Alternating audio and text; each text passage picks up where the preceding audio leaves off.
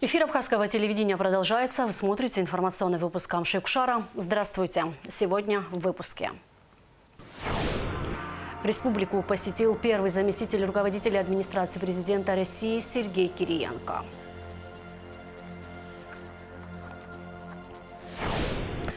Информагентство «Апснепресс» отмечает юбилей. Агентство было создано ровно 30 лет назад указом президента Абхазии Владислава Арцинба.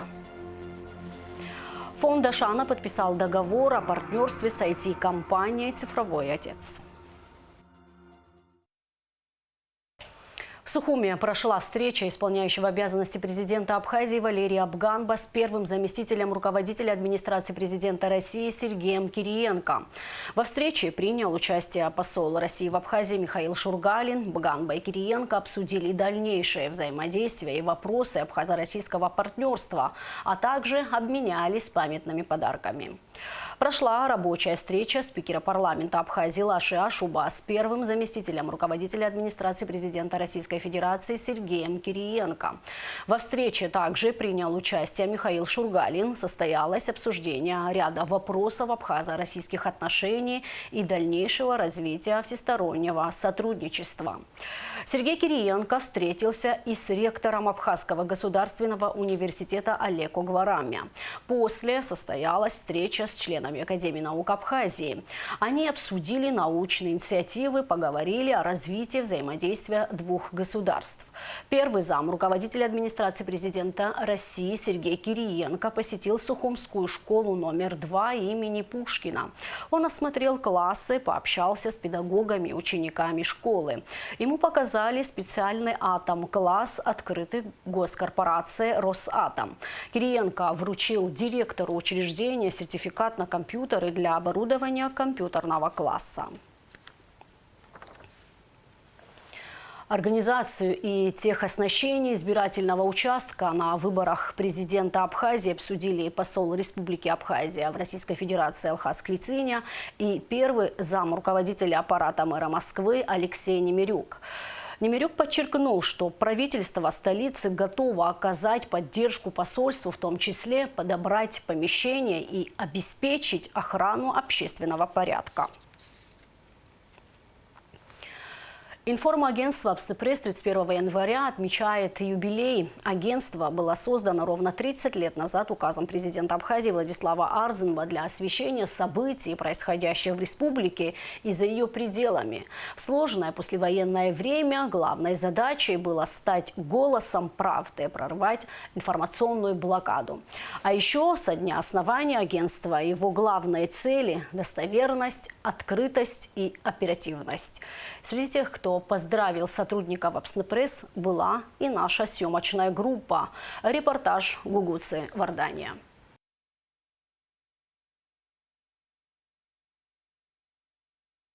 «Апснепресс» это мой второй дом. самый лучший коллектив. Единственный коллектив. Это вторая жизнь. Постоянный поток новостей. Это любовь. Дом с бонусом. Это большая семья. Большая семья «Апснепресс» отмечает свой 30-летний юбилей. Поздравления льются, как из рога изобилия. От бесконечного потока гостей нет отбоя. Желающих поздравить сотрудников информационного агентства много, от первых лиц государства, министров, коллег-журналистов до кандидатов в президенты. Теплые слова от лица народных избранников с утра прозвучали от спикера парламента Лаши Ашуба. Спасибо. Мы искренне вас поздравляем с сегодняшней знаменательной датой.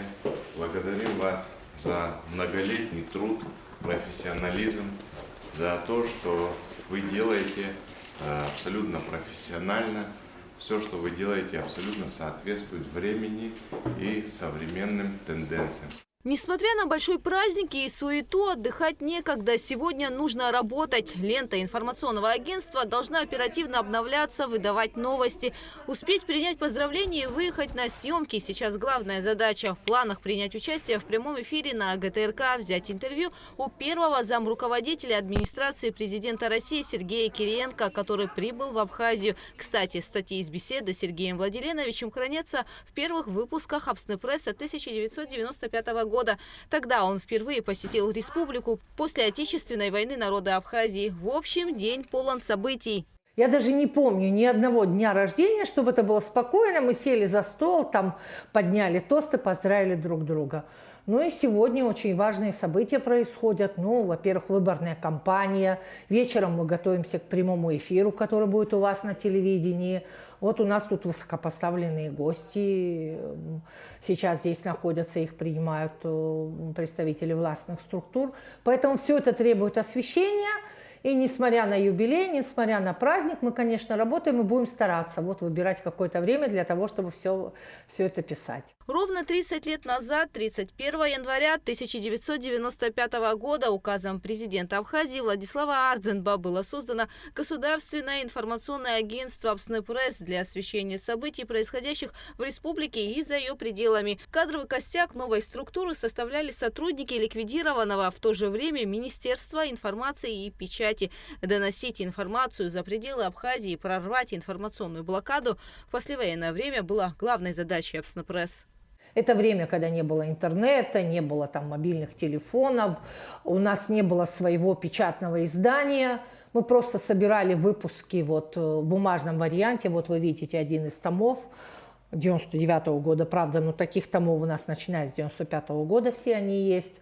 Но задача была такая, понятно, это послевоенная стадия, и главная задача была, насколько возможно, используя все каналы, доносить информацию об Абхазии за ее пределы. То есть акцент наш был в первую очередь на этом. Это не означает, что мы не работали на внутренний информационный рынок. Нет, конечно, наши выпуски мы направляли в газеты, на телевидение.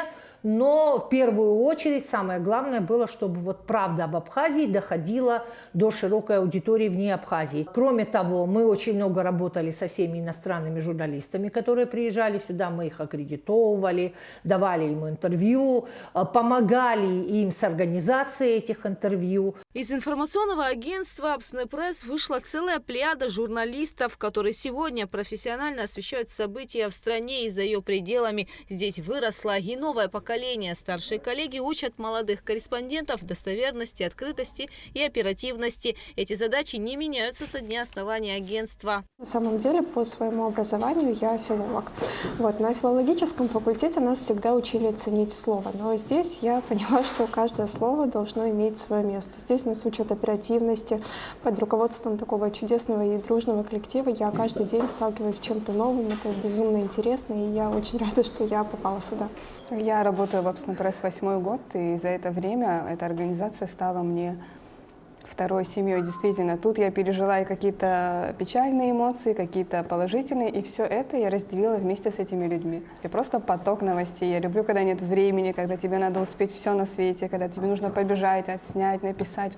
Этот режим — это именно то, к чему я, наверное, стремилась все 4 года обучения в Москве и 8 лет работы здесь. Первым руководителем информационного агентства стал Беслан Гурджо. Он был на этой должности до 1998 года. Затем его сменил Руслан Хашик, который проработал до 2003 года. Манана Гургулия руководила «Апснепресс» с 2003 по 2014 годы, а с 2014 по 2020 директором была Рената Чагава. С 2020 по сей день главным редактором снова является Манана Гургулия.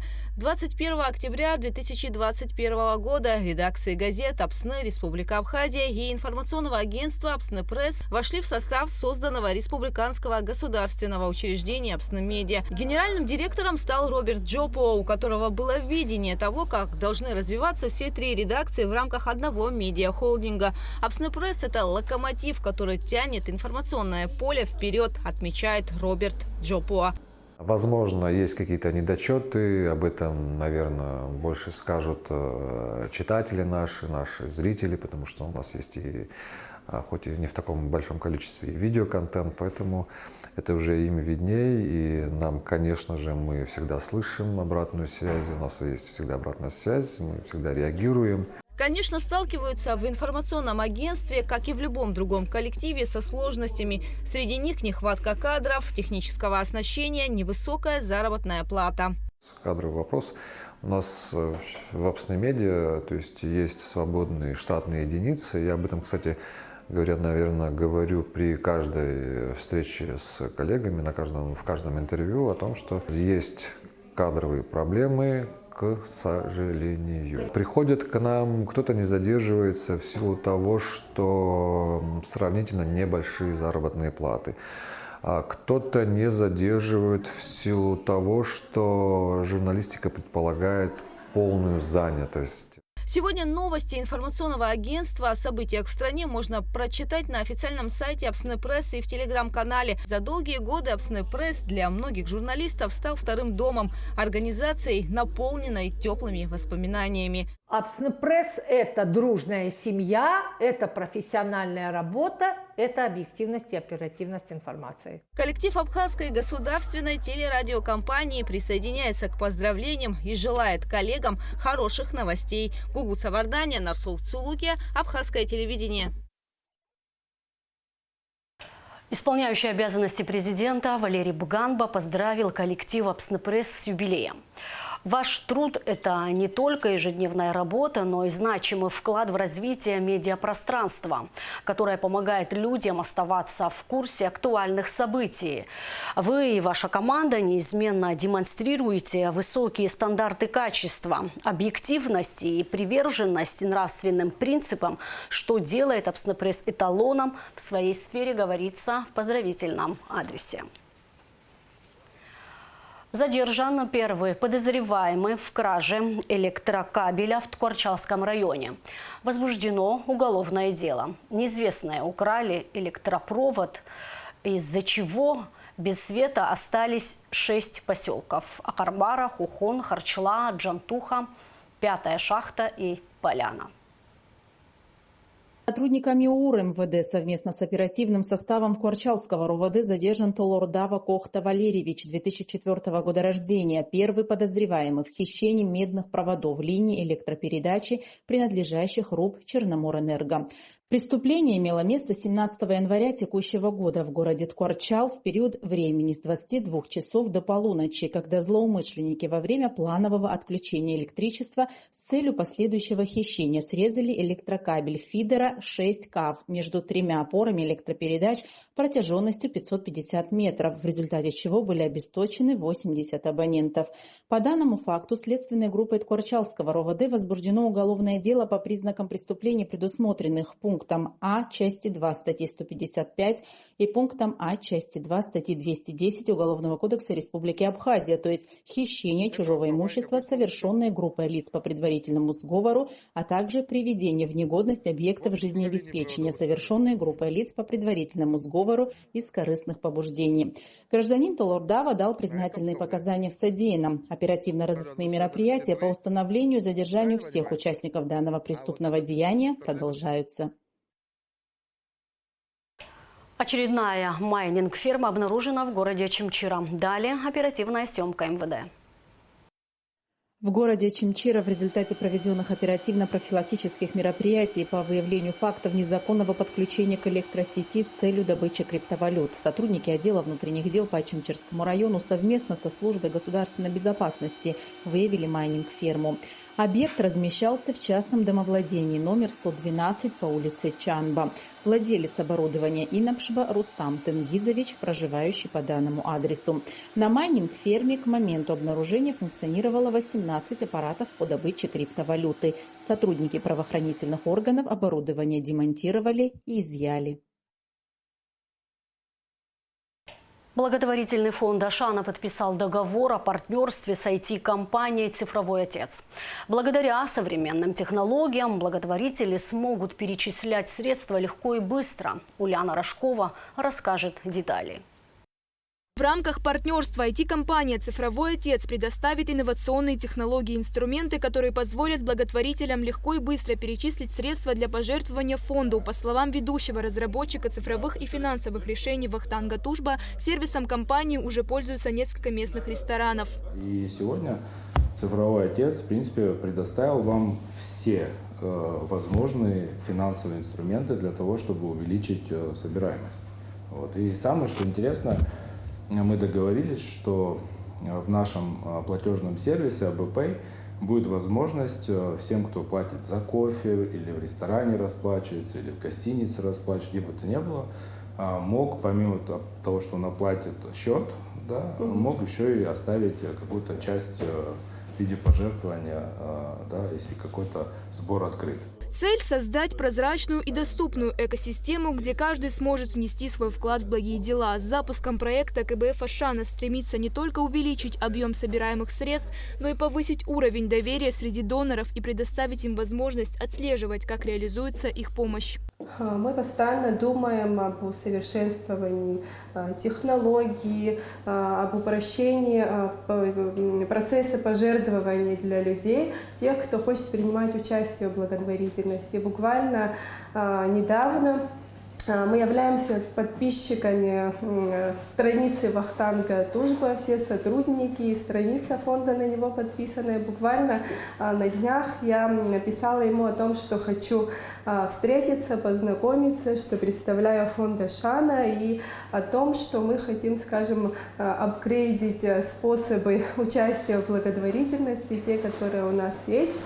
Вахтанг на первую же встречу пришел уже с готовым решением, с готовым предложением о партнерстве с IT-компанией. Это предложение мы с большим удовольствием поддержали. И сегодня вот плоды нашей встречи – это подписание договора о сотрудничестве. Это доброе дело может стать важным шагом к улучшению благотворительной деятельности в нашей стране и вдохновит больше людей присоединиться к благотворительности. Ульяна Рожкова, Джамбул Чхапелия, Абхазское телевидение. Сразу после новостей смотрите пресс-конференцию кандидатов в президенты Абхазии в прямом эфире. На пресс-конференцию приглашены все аккредитованные в ЦИКе журналисты. А сейчас прогноз погоды. По сообщению Гидромедцентра, в выходные дни в Абхазии ожидается переменная облачность без осадков. Температура воздуха ночью 0 плюс 5, днем плюс 6-11 градусов. Температура морской воды плюс 9 градусов.